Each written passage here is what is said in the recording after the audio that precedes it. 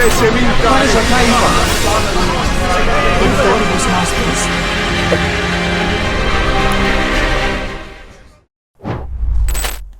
മിശിഹായ്ക്ക് സ്തുതിയായിരിക്കട്ടെ. Good morning holy spirit എന്ന ശുശ്രൂഷയിലേക്ക് നിങ്ങളെ സ്നേഹത്തോടെ സ്വാഗതം ചെയ്യുന്നു. പരിശുദ്ധാത്മാവിനോട് ഗുഡ് മോർണിംഗ് പറഞ്ഞ് നമുക്ക് ഈ ദിവസം ആരംഭിക്കാം.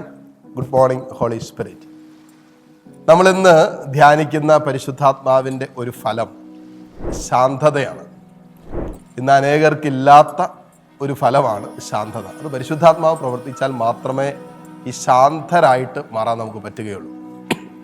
നമുക്കറിയാം, ശാന്തത എന്ന് പറയുന്നത് പൊട്ടിത്തെറിക്കേണ്ട ചില സാഹചര്യങ്ങളിൽ, ദേഷ്യപ്പെടേണ്ട ചില സാഹചര്യങ്ങളൊക്കെ നമ്മൾ സൗമ്യരായി നിൽക്കുമ്പോൾ, ശാന്തരായി നിൽക്കുമ്പോൾ അത് നമ്മുടെ ബലഹീനതയായിട്ട് തെറ്റിദ്ധരിക്കരുത്. ചിലപ്പോൾ ലോകം അതിനെ നമ്മുടെ ബലഹീനതയായിട്ട് തെറ്റിദ്ധരിക്കാം. പക്ഷെ അത് ബലഹീനതയല്ല, അത് നമ്മുടെ ആത്മധൈര്യമാണ്, നമ്മുടെ നിയന്ത്രണമാണ്. നമ്മുടെ വൈകാരികതയിലുള്ള നമ്മുടെ നിയന്ത്രണമാണ് നമ്മൾ വെളിപ്പെടുത്തുന്നത്. അതുകൊണ്ട് ശാന്തത എന്ന് പറയുന്നത് പൊട്ടിത്തെറിക്കേണ്ട സാഹചര്യങ്ങൾ, ദേഷ്യപ്പെടേണ്ട സാഹചര്യങ്ങൾ, ഇമോഷണലി നമ്മൾ വയലൻ്റ് ആകേണ്ട ജീവിതത്തിൻ്റെ അനുഭവങ്ങളൊക്കെ ഉണ്ടായിട്ടും വളരെ ശാന്തമായി കർത്താവിൻ്റെ സ്നേഹത്തോട് ഐക്യപ്പെട്ടുകൊണ്ട്, യേശുവിൻ്റെ സ്നേഹത്തോട് നമ്മളെ തന്നെ ചേർത്ത് വെച്ചുകൊണ്ട് വളരെ ശാന്തരായി, വളരെ സൗമ്യതയോടെ നമ്മൾ പെരുമാറുകയും സംസാരിക്കുകയും ഇടപെടുകയൊക്കെ ചെയ്യുന്ന ജീവിതത്തിൻ്റെ ഒരു അനുഭവം ഉണ്ടല്ലോ, അതാണ് പരിശുദ്ധാത്മാവിലുള്ള ശാന്തത അല്ലെങ്കിൽ സൗമ്യത എന്ന് പറയുന്നത്. ഞങ്ങളുടെ MSF സഭയുടെ സ്വർഗീയ മധ്യസ്ഥനായ വിശുദ്ധ ഫ്രാൻസിസ് സാലസ് അറിയപ്പെടുന്നത്, സഭയിൽ അറിയപ്പെടുന്നത് ഏറ്റവും സൗമ്യനായ വിശുദ്ധനെന്നാണ്, ദ ജെന്റിൽമാൻ സെയിൻറ്റ്. അത് 10-16 വർഷം പരിശുദ്ധാത്മാവിൻ്റെ സ്വരത്തോട് പൂർണ്ണമായും വിധേയപ്പെടുകയും അങ്ങനെ ആത്മാവിൽ നിറഞ്ഞു കഴിഞ്ഞപ്പോൾ വളരെ ശാന്തനായിട്ട് മാറി. ക്ഷിപ്രകോപിയായിരുന്നു, മുൻകോപിയായിരുന്ന ഒരു സമയം ഉണ്ടായിരുന്നു, ബിഷപ്പായിരുന്ന സമയം വരെ. എന്നിട്ടും ഈ വിഷയത്തിൽ നിരന്തരം അധ്വാനിച്ച് പരിശുദ്ധാത്മാവിൻ്റെ സ്വരത്തോട് വിധേയപ്പെടുകയും നിരന്തരമായ ദൈവകൃപയിൽ ആശ്രയിച്ചുകൊണ്ട് ജീവിക്കാൻ തുടങ്ങിയപ്പോൾ വളരെ ശാന്തനായിട്ട് മാറി.